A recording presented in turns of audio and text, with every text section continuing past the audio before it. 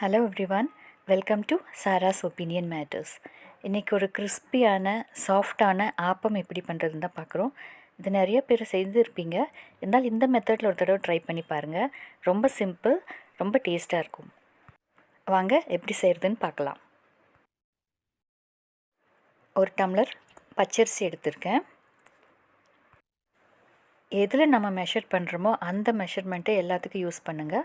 இப்போ உளுந்து வந்துட்டு அதே டம்ளரில் 1/4 டம்ளர், வெந்தயம் ஒரு 1/4 டீஸ்பூன், சிவப்பு அரிசி அவல் 2 டீஸ்பூன், ஒரு 1/4 டம்ளர் புழுங்கல் அரிசி இல்லைன்னா இட்லி அரிசி ஒரு 1/4 டம்ளர்.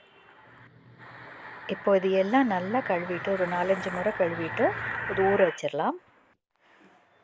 நல்லா கழுவிட்டு ஊற வச்சதுக்கப்புறம் ஒரு 4 மணி நேரத்துக்கு அப்புறம் நம்ம ஒரு தேங்காய் எடுத்துகிட்டு தேங்காய் தண்ணி தனியாக எடுத்து வச்சுட்டு ஒரு பாதி தேங்காயை நல்லா சின்ன சின்னதாக கட் பண்ணி நம்ம நல்லா பேஸ்ட் பண்ணி வச்சிடணும். தேங்காய் ரொம்ப முத்துனதாக வேண்டாம், நல்ல எலசான தேங்காயை பார்த்து எடுத்துக்கலாம். அப்போ தான் தேங்காய் பால் வந்துட்டு நிறைய கிடைக்கும். அந்த பேஸ்ட்டு அரைக்கும்போது நல்லாயிருக்கும் ஆப்பம். இப்போ இந்த பாதி மூடி மட்டும் நம்ம கட் பண்ணி நம்ம பேஸ்ட் பண்ணி எடுத்துக்கலாம். இப்போ அதே மிக்சிலேயே நம்ம கொஞ்சம் தான் அரிசி நம்ம ஊற வச்சுருக்கோம் இல்லையா, ஒரு டம்ளர் அளவு, மீறி போனால் எல்லாம் சேர்ந்து ஒரு 1.5 டம்ளர் தான் இருக்கும். இது கிரைண்டரில் போடுறதுக்கு மிக்சி ஜார்லேயே நம்ம அரைச்சிக்கலாம். இப்போ கொஞ்சம் கொஞ்சமாக அதை ஆட் பண்ணி எல்லாத்தையும் ரொம்ப நல்ல சாஃப்டாக அரைச்சி எடுத்துக்கலாம், நைஸாக, பருபருன்னு இல்லாமல்.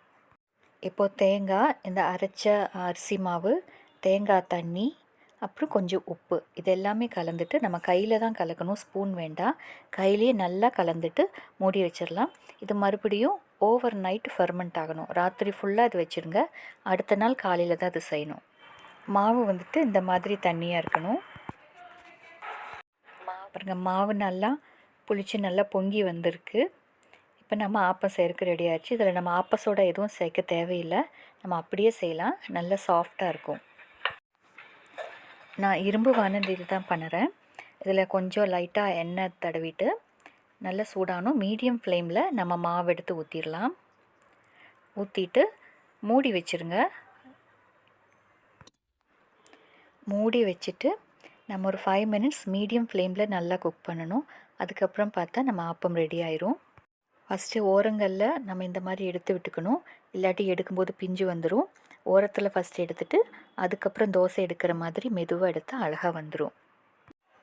இந்த ஆப்பத்துக்கு பெஸ்ட்டு காம்பினேஷன் தேங்காய் பால், தேங்காய் சட்னி நல்லாயிருக்கும். நான் இன்றைக்கி பட்டாணி குருமா பண்ணியிருக்கேன். நீங்களும் இந்த மாதிரி சிம்பிளாக ட்ரை பண்ணி பாருங்கள். ரொம்ப நல்லாயிருக்கும், டிஃப்ரெண்ட்டாக. ஆனால் கொஞ்சம் லேட் ஆகும். நம்ம இட்லி தோசை மாதிரி இல்லாமல் ஆப்பம் மீடியம் ஃப்ளேம்லேயே ஒன்றா சுட்டு எடுக்கிறனால கொஞ்சம் டைம் எடுக்கும். உங்களுக்கு டைம் இருக்கும்போது, லெஷர் டைமில் உங்களுக்கு லீவ் இருக்கும்போது இந்த மாதிரி செஞ்சு பாருங்கள். தேங்க்யூ. தேங்க்ஸ் ஃபார் வாட்சிங். இந்த சேனலில் குக்கிங் மட்டும் இல்லாமல் ட்ராவல் அப்டேட்ஸ் இருக்குது. உங்களுக்கு பிடிச்சிருந்தால் சப்ஸ்கிரைப் பண்ணிவிட்டு பாருங்கள். பக்கத்தில் ஆல்ங்கிற சிம்பிளும் கிளிக் பண்ணிவிட்டு பாருங்கள். அப்போ தான் உங்களுக்கு நோட்டிஃபிகேஷனில் உங்களுக்கு வரும். தேங்க்யூ. தேங்க்ஸ் ஃபார் வாட்சிங்.